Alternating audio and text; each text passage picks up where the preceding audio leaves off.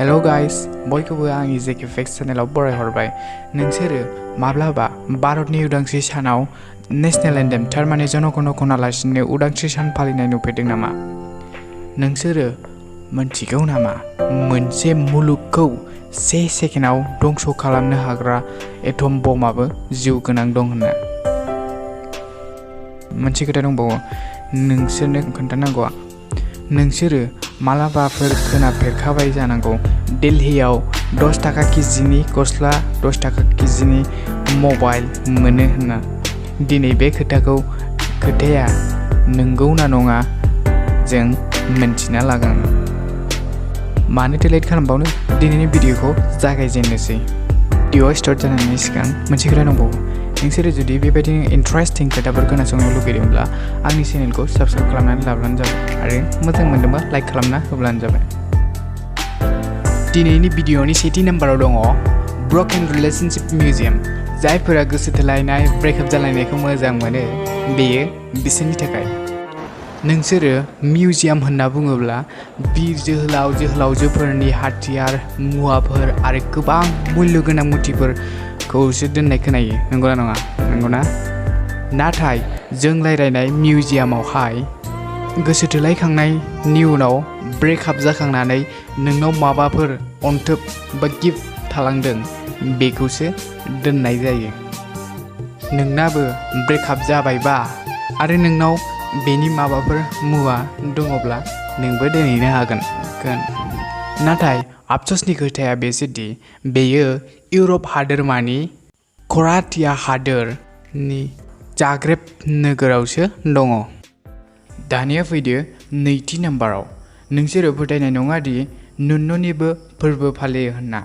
जुदि फोथायमाराखैब्ला आं खोन्थानोसै। बेखौ बैसाग आरो जेठ दाननि गेजेराव बोसोरफ्रोमबो फालिनाय जायो। जेब्ला मानसिफोरा मानो बिदि फालियो होनना सोङो अब्ला बिसोरो बुंदों दि जाहाथे जोनोम एबा फार्टिलिटिया मोजां जायो, थारमाने उन्दै जोनोम होनाया मोजां जायो आरो हाबा जाखांनायनि उनाव जाहाथे जेबो दावराव दावसि जायालासिनो मोजाङै संसार जालाङो बिनि थाखायबो फालियो होनना बुंदों। आरो बिसोरनि अनगायैबो बिजनेस प्रस्पारिटिनि थाखायबो फालियो होनना बुंदों। बे फोरबोआ जापाननि कावासाकि नोगोराव फालिजायो।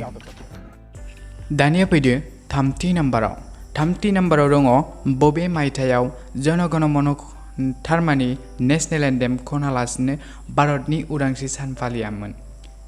खोथाया ओरैबायदि जेब्ला भारतआ 15 आगस्ट 1947 मायथाइयाव उदांस्रि सान मोनदोंमोन अब्ला बे समाव भारतनिसिम नेशनेल एन्थेमानो गैयामोन।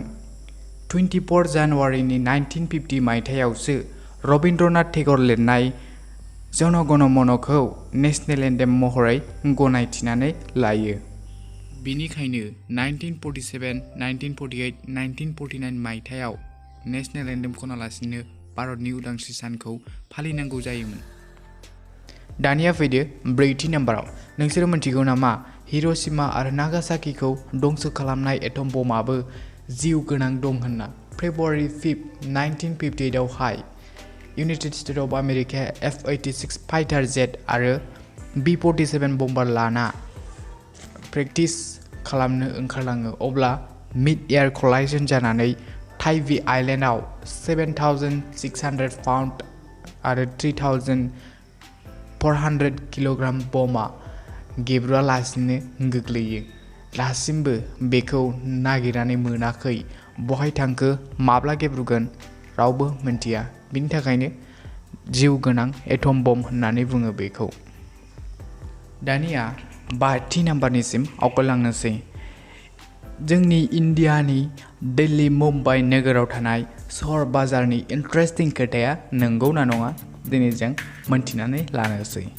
इलेक्ट्रनिक डिभाइसनिफ्राय लानानै संग्रा खावग्रा गानग्रा जोमग्रा गासैखौबो मोनजोबो बेयावहाय। बेबो जोबोद खम दामावनो मोननो हायो। ब्रान्डेड जिनिसफोरखौनो जोबोद खम दामावनो मोननो हायो।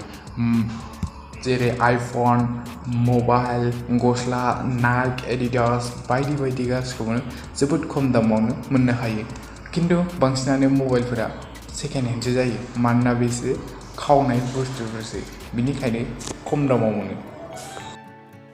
दानिया फैदो 6थि नाम्बाराव नोंसोरो नाम्बार 6खौ मोन्थिनो लुगैदोंब्ला डिसक्रिपसनावसो थांनानै लिंकआव सेरनानै नायनांगोन नाथाय दानो नङा दसेनि उनावसो। जानो हागौ नोंसोरो वाटारप्रुफ मबाइल वाटारप्रुफ वाच खोनाफेरबाय जानांगौ नाथाय बांग्रिप्रुफ न'आ माबायदि बेखौथ' खोनाफेराखैना बेनि थाखायनो लिंकखौ सेरनानै नाय अब्लानो मोन्थिनो मोनगोन बांग्रिप्रुफ न'आ माबायदि।